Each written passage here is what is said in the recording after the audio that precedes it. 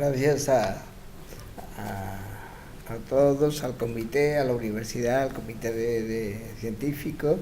a los organizadores por haber contado conmigo en este congreso absolutamente merecido y justificado de Fernando Quiñones, con el que yo he mantenido una relación de amistad y gratitud, porque tengo que decir que gran parte de mi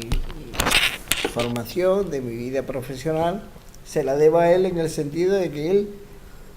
me ayudó.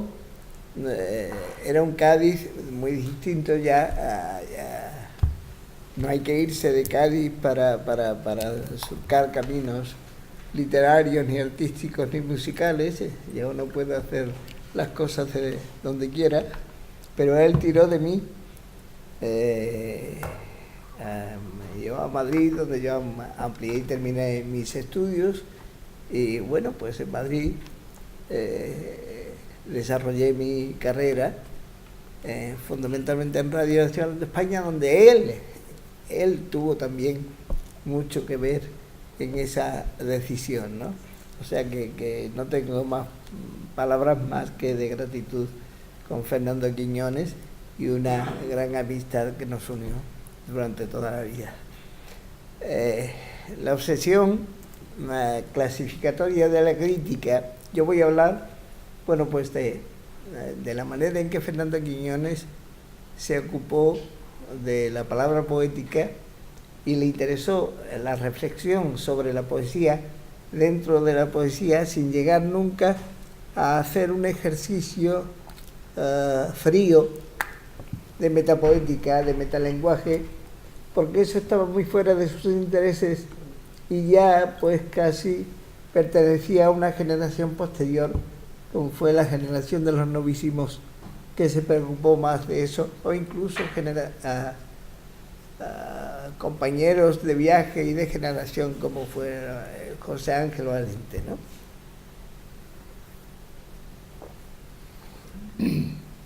La obsesión clasificatoria de la crítica y especialización cultural de la España del siglo XX ha dejado fuera de los apartados generacionales, estilísticos y disciplinarios a muchos hombres y mujeres que por su diversidad o profesionalidad política no se han adaptado rigurosamente a las reglas o cánones preestablecidos para el análisis general de un grupo determinado. Así nos encontramos con artistas, músicos, pensadores o escritores que por el hecho de haber ejercido una independencia de tipo estético o ideológico con respecto a sus compañeros de viaje, han sido expulsados del vagón principal e incluso obligados a continuar el trayecto a pie y en solitario. Es normal que el transcurrir del tiempo o las generaciones posteriores acaben restituyendo a estas figuras olvidadas momentáneamente, pero en otros casos hay que esperar demasiado, insistir en el cuerpo institucional e incluso cambiar la normativa para proceder a su rescate y continuar el curso natural de la historia. La obra de Fernando Quiñones no ha sido precisamente sacudida por el olvido, pero tampoco goza, como se ha dicho aquí, de la atención que se merece por parte de editoriales, entidades universitarias, organismos públicos y demás medios de difusión, posiblemente a causa de su falta de pertenencia a una familia literaria concreta, también a su inquietud personal que le llevó a no encontrarse definitivamente a gusto dentro de ninguna camarilla, y a su continua transgresión tanto del comportamiento usual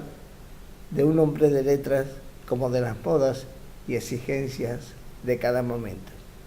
Aunque Fernando Quiñones pertenece por edad y por fecha de publicación de sus primeros libros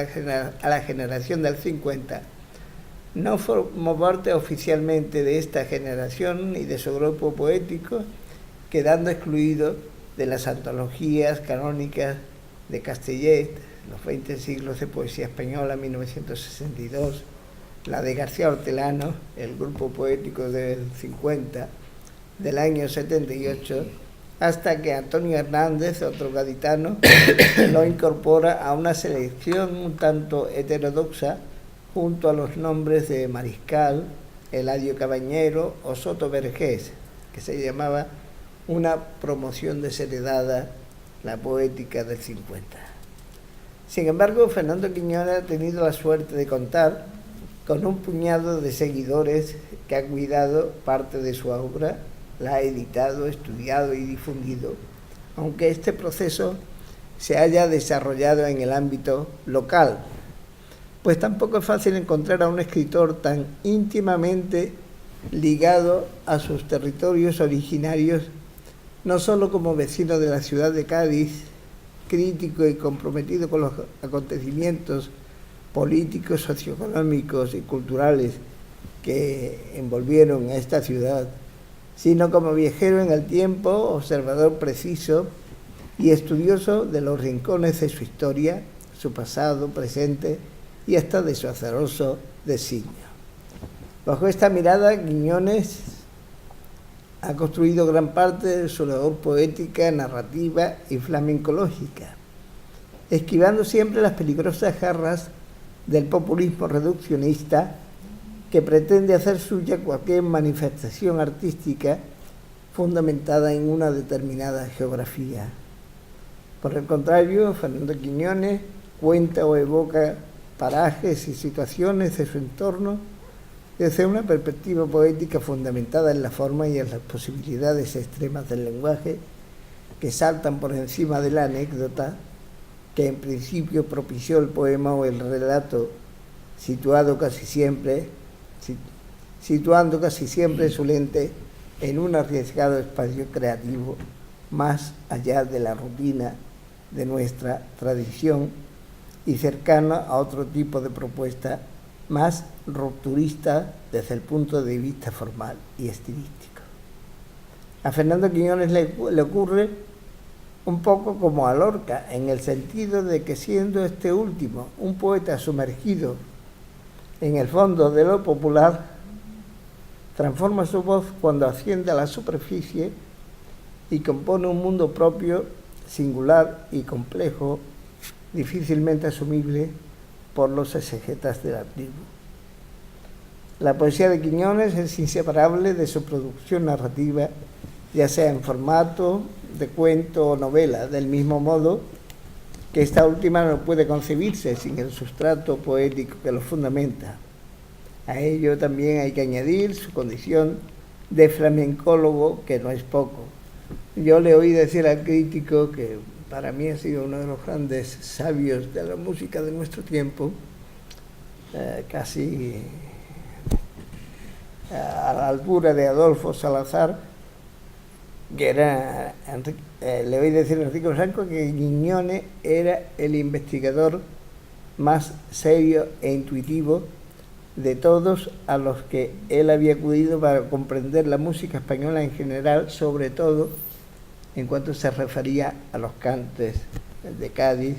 y el puerto. Y esta sabiduría invade también gran parte de su obra, tanto en lo que se refiere a temas y argumentos, como en lo puramente ritual, alcanzando a la estructura de sus piezas rítmicas y musicalmente hablando, e incluso impregnándola de esa esencia primitiva del cante. Yo recuerdo que con ocasión de un homenaje que se le rindió en Cádiz a Fernando Quiñones cuando quedó finalista de uno de los planetas en la Peña Enrique el Mellizo, después de las loas de rigor por parte de los organizadores y las autoridades, Quiñones se subió al estrado y se dirigió a los asistentes diciéndole que no tenían nada que agradecerle, puesto que el grueso de su literatura estaba tomando de expresiones y giros de lo popular, arrogándose solo el trabajo, un trabajo artesanal de formulación, como si esto fuera poco. Y decía Quiñones, lo que pasa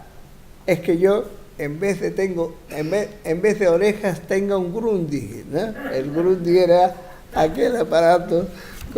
antiguo con el que se grababa esa especie de magnetófono, ¿no?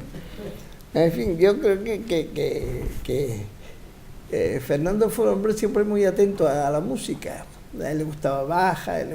siempre estaba escuchando música. Yo que tuve la fortuna de vivir durante una época en el piso, en el ático de arriba de su casa, pues siempre estábamos viendo y me estaban subiendo discos y hablábamos de música. Le gustaba más la música instrumental que la música vocal, era curioso, porque por un lado le gustaba la copla y por otro no entendía y le aburrían los líderes alemanes y todo lo que no entendía, ¿no? En principio, ¿no? Pero sin embargo estaba muy atento al paisaje, los paisajes sonoros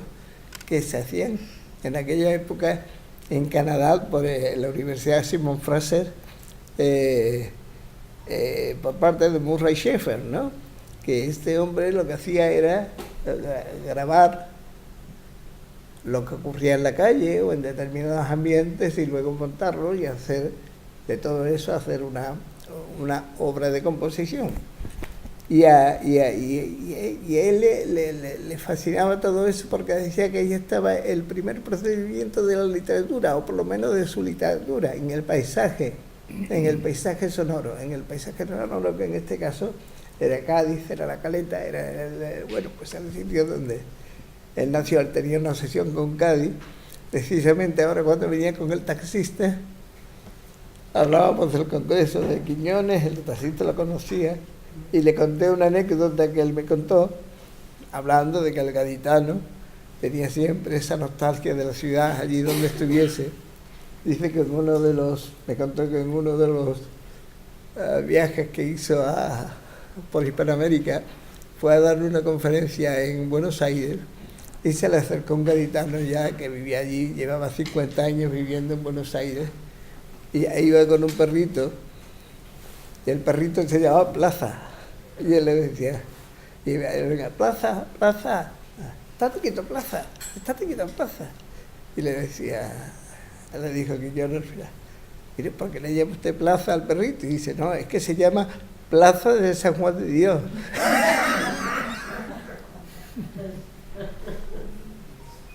Y él decía que había una manera de ser gaditano que te atrapaba, ¿no? Pero hablando de la música, lo mismo programaba, por ejemplo, un homenaje a Stravinsky, como el que programó aquí en Alcance, el mismo año en el que murió, que lo recuerdo perfectamente, 1971, un monográfico dedicado a Luis de Paulo, ¿no? La disposición poética de Quiñones conllevaba en sí misma una apuesta valiente en cuanto se despega de los elementos considerados habitualmente líricos, alejada musicalmente de la métrica tradicional y mucho más cercanos, por otra parte, a una prosodia aparentemente cotidiana en constante proyecto de renovación. Es como si el poema, o como si en el poema o en la narración, pues tanta poesía subyace en un sitio como en otro, se cruzaron voces provenientes de un pasado remoto con otras que están emitiendo su sonoridad desde la calle justo en ese momento. Sin embargo, no es Quiñones un poeta de planas emociones, no busca en absoluto la fácil comunicación con el lector que tanto se lleva ahora, aunque use expresiones propias de la comunidad a la que pertenece, sino un constructor de su propio lenguaje, sabedor de que la estructura de la pieza literaria, funciona el mundo no artificial ni artificioso, más verdadero que un artista puede vivir. Dice, cuando no quieres ser el mundo, a ver cómo es esto, cuando no quieres ser el mundo, sino que él llega a ti y te conviertes en el mundo. En esta especie de transposición verbal encontramos una de las permanentes preocupaciones del poeta, expresada a través de su abundante obra, consistente en conjugar el poema con el otro, con el lector hipotético presente, desde el momento que empieza el acto creativo, pero sin que éste cohíba su libertad personal. Cuando involuntariamente y más bien furtivamente te olvidas o te alejas de lo tuyo y de tu tiempo antes que nada, el estilo es un traje en una silla, un extraño penal atroz, la biblioteca, y deseos, sabiduría,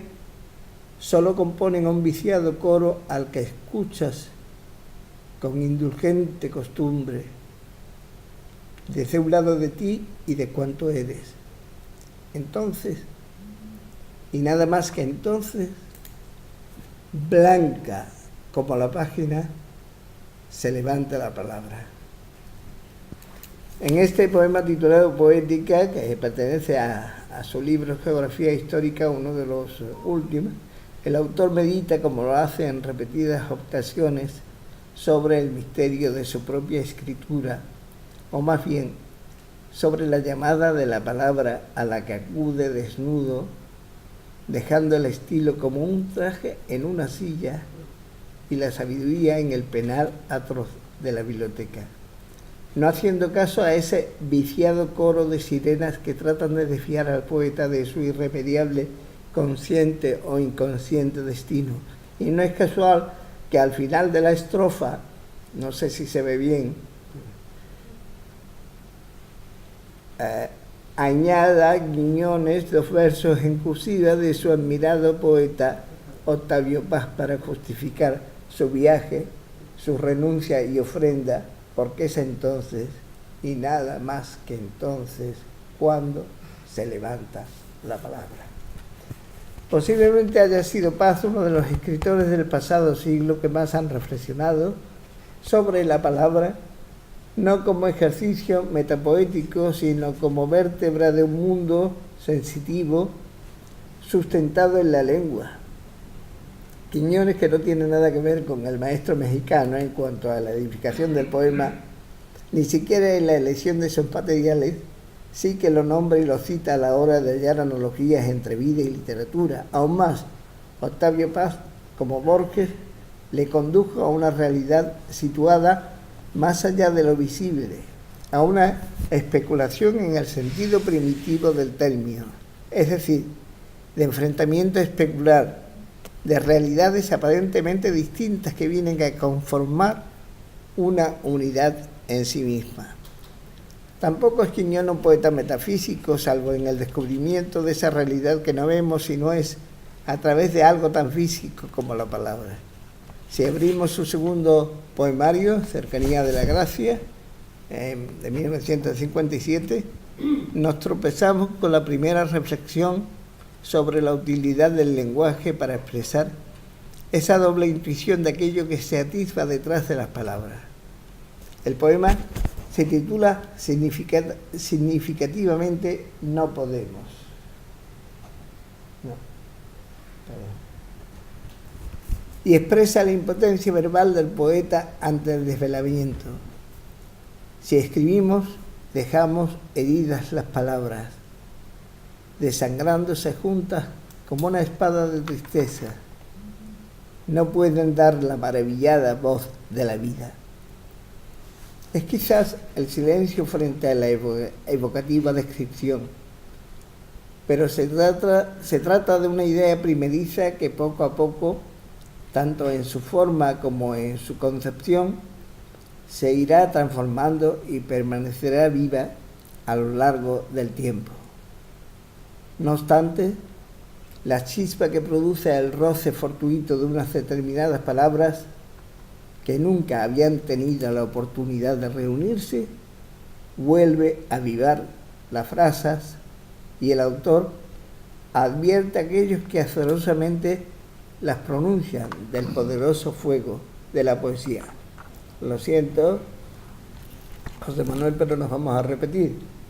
porque yo también he escogido este trozo que me parece significativo, que acaba de leer José Manuel. También vosotros, sin saberlo, conocisteis alguna vez, no la mayor, la única gloria del poeta, cuando en el prado la curtiduría, la taberna, la fragua, se os llegaron casualmente a la boca aquellas 3, 4 palabras que no se habían juntado antes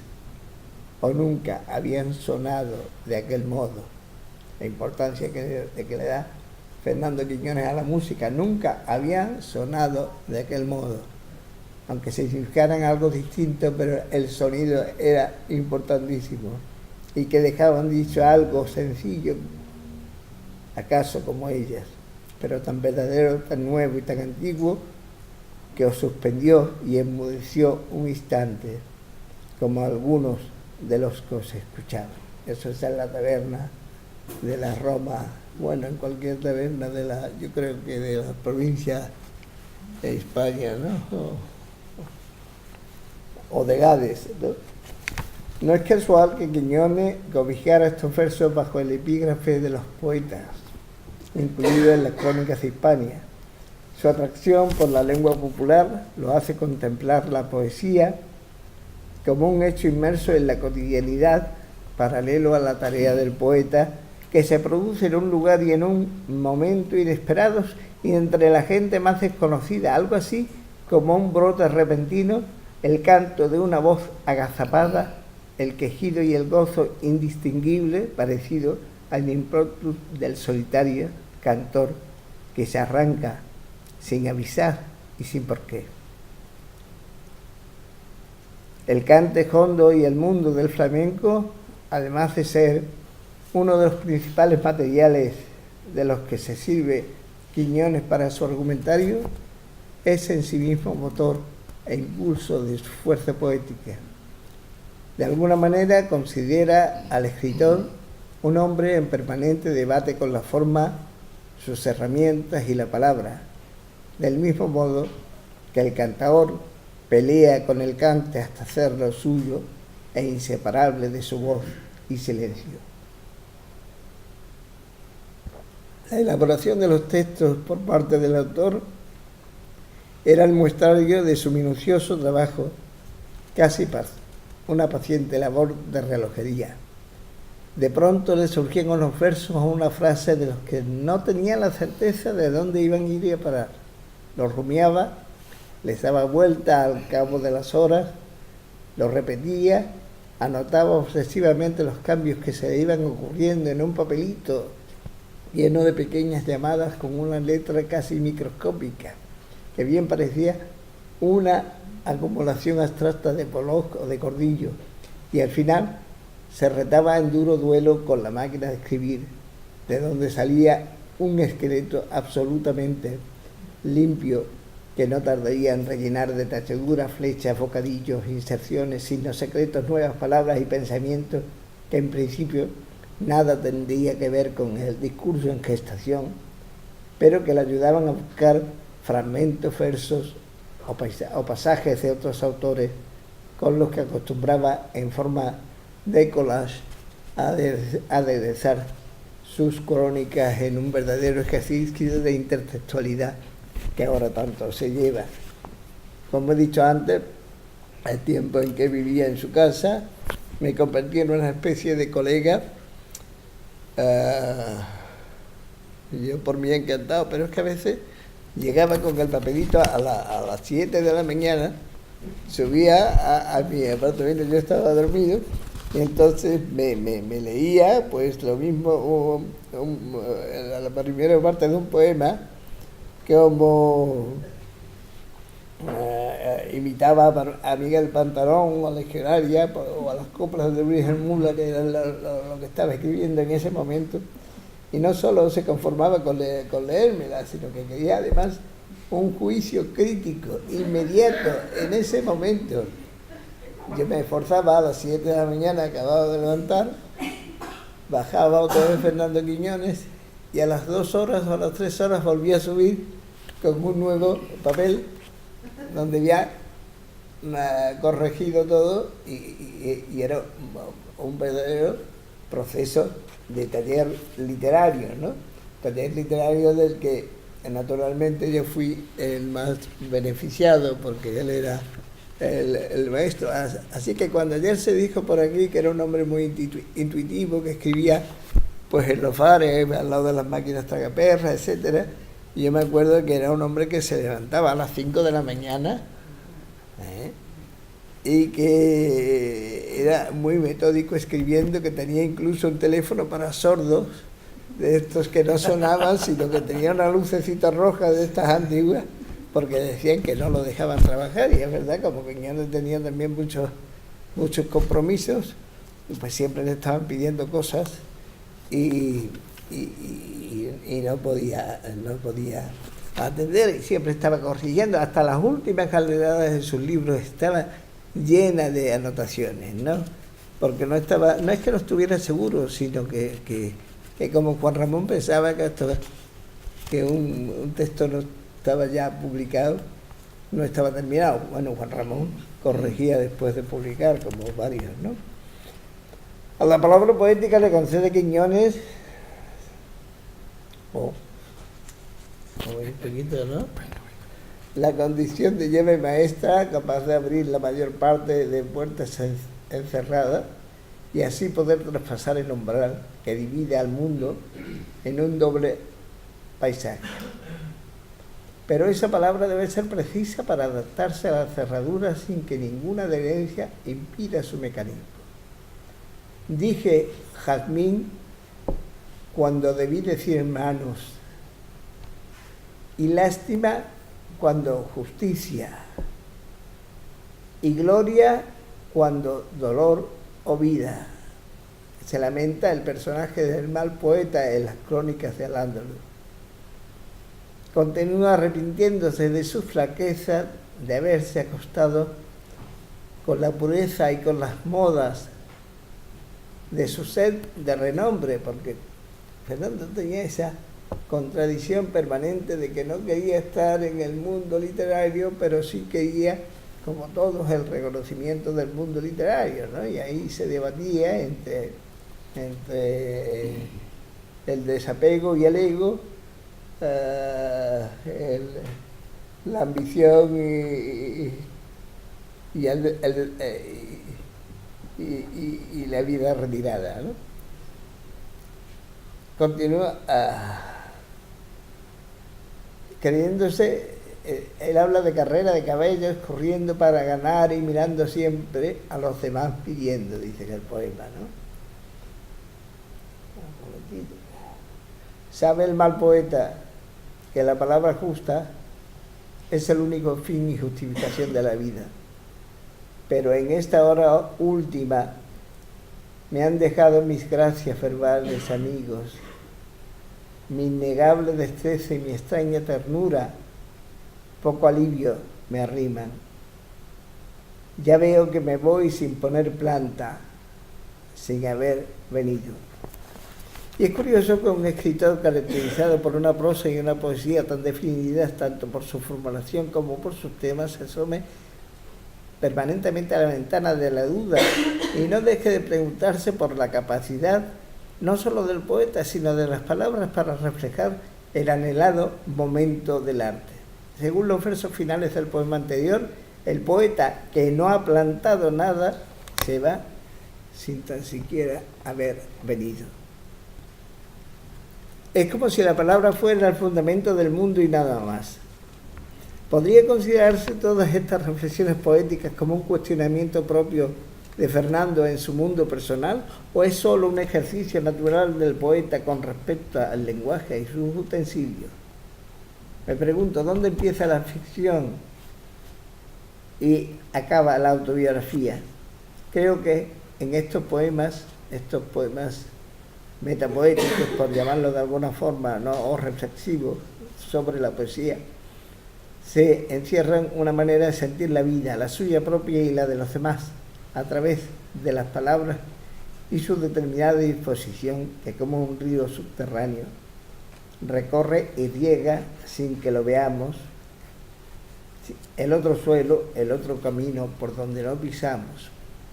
en el inocente tiempo brutal de la escritura, según dice en el poema Shivan de las crónicas del Yemen. Ni nuestros pies merecen el río que pisamos, seco menos que esta sola tarde. el río Alcaún por la otra cara de la tierra y sin haber oído sus aguas ni su nombre, no hay quien no lo presienta y lo escuche correr. Para Quiñones la música de la palabra es el sonido del agua y movimiento que genera ese río que fluye por el mundo igual que la tinta sobre el papel, diseñando un dibujo de signos parecido a los apretados trazos de sus borradores. Una música que otorga contenido y que se presta al doble juego del amor o la conspiración, porque siempre su autor creyó en la polisemia de la poesía y en su poder multidireccional, del mismo modo que algunas partituras de Bach, a quien nuestro poeta admiraba por encima de todos los compositores, pueden ser interpretadas al revés,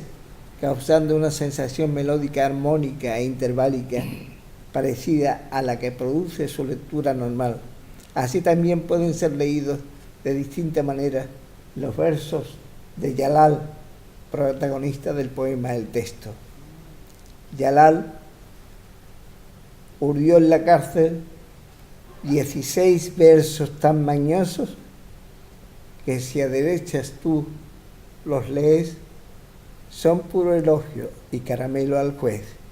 y si al revés, sátira sin alivio, mira. La figura del poeta como portador y transformador de la palabra que le llega desde un antiguo eco llamado tradición por algunos y que éste devuelve renovado a la colectividad de donde proviene, actúa como eje fundamental y elemento catalizador de toda la producción lírica de Quiñones. Aquellos poetas que Platón, en boca de Sócrates, propone expulsar del Estado,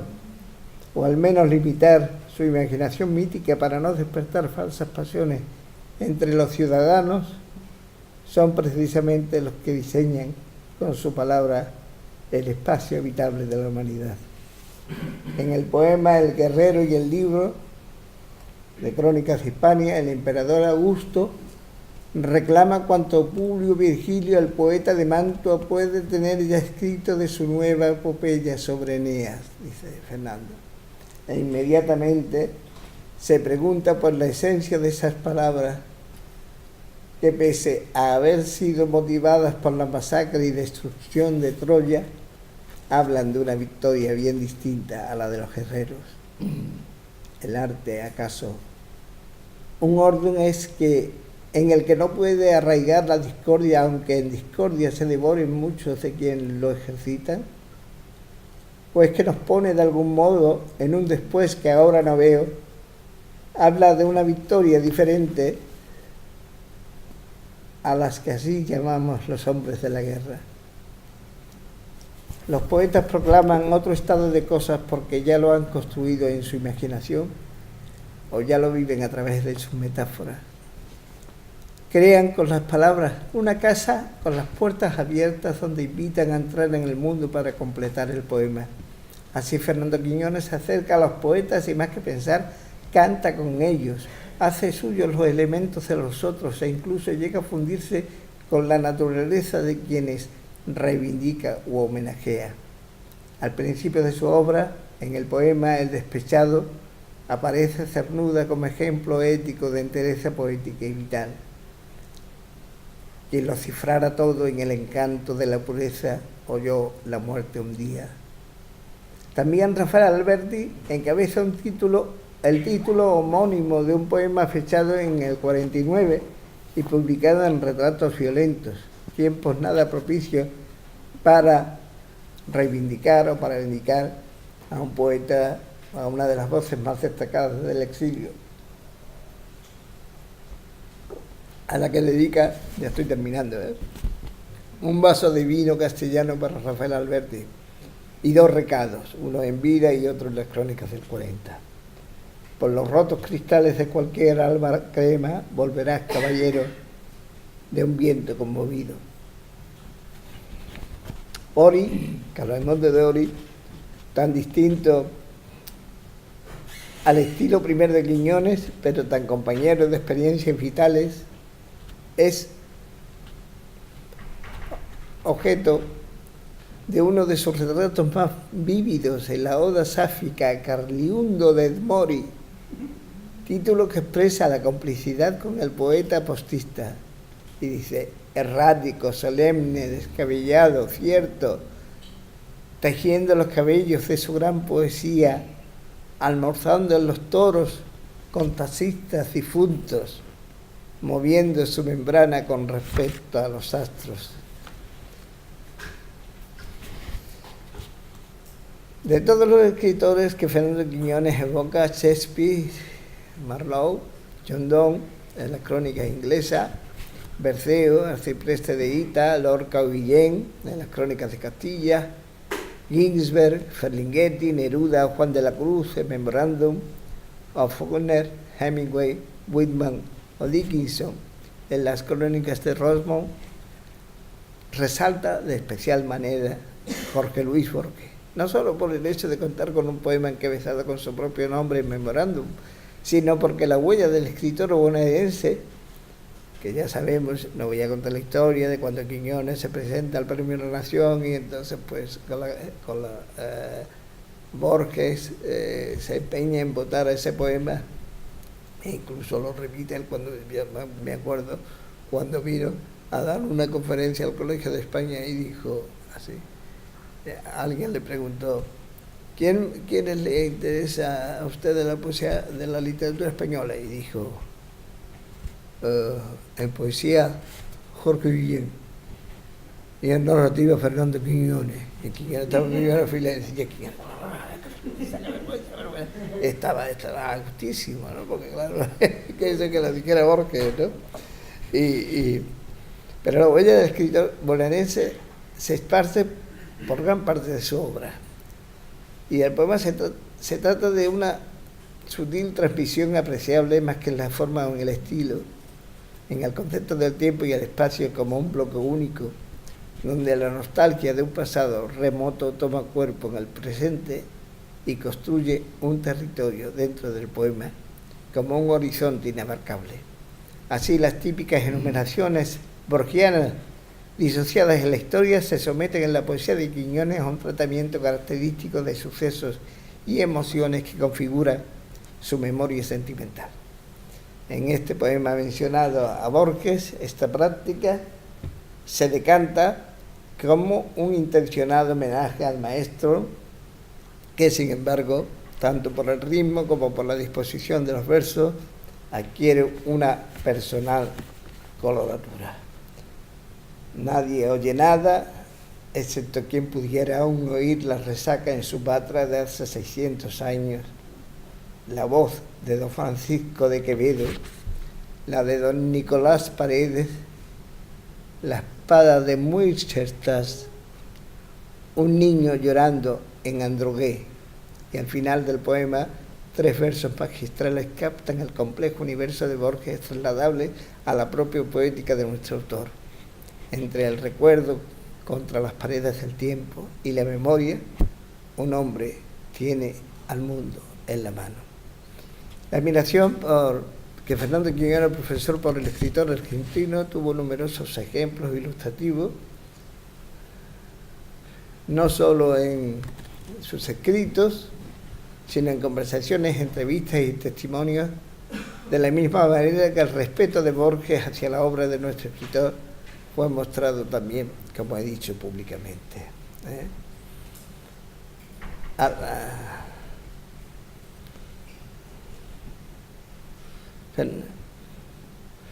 Fernando Quiñones dejó de nuevo patentada su condición de discípulo en el pórtico de las Crónicas del 40, en una especie de, en un poema que se llama Manifiesto y Conjuro, una especie de declaración de intenciones donde pide esta vez a sus maestros que le dejen cantar por sí mismo con su gente frente a las ruinas del recuerdo y junto al muelle de Cádiz. Dice, es derribado el Cinegades. Claro, esto es derribado el Cinegades. Lo entendemos nosotros, o parte de nosotros, porque hay otra gente que es aquí que no lo... Pero claro, un lector de Buenos Aires no sabe lo que es derribado al cine Gades junto al muelle, pero no importa porque lo hace inmediatamente universal dentro de la narración del poema. Atrás, y tú, oh Zeus, séme propicio. Así como vosotros, altos padres de España y extranjeros, Ezra, Pablo Luis, Jorge Luis, déjennos, no es cosa de vosotros poner manos a estos cantares que no os tocaron ni cantaron esta madeja trasandada. Pau, Neruda, Cernuda, Borges, los altos padres a los que hay que rogarles que no acudan de momento al rastreo y la entonación de esas coplas y cantares que conforman la memoria sonora de cuanto fue vivido al margen, otra vez sin el traje del estilo ni la sabiduría de los libros. No están aquí los padres mayores, ni Eliot, ni Hemingway, ni Cardenal, ni Maclay, que pasan a la categoría de dioses familiares. Aquí me falta Pepe Hierro y lleva toda la razón. Y falta mucho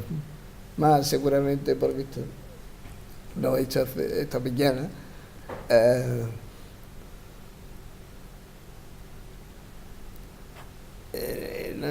Hemingway, Cardenal y Maclay, que lo cita Pepe Hierro precisamente en el primer libro de Quiñones, ¿no? Sin embargo, en opinión de Hierro, Cardenal, porque está Cardenal, sí que le había opuesta a la de Quiñones, hace algo realmente más narrativo quedándose en cierto modo fuera de su poema. Pero tengo que decir una cosa, hace justamente una semana estuve en Nicaragua y coincidí 2 veces con Cardenal, uno en el Festival de Granada y luego fui a su casa en Managua y hablamos de varias cosas y me llegó a decir que uno dice, si tengo discípulos en España, dice, uno de mis más fieles seguidores fue Fernando Quiñones, ¿no? Que eso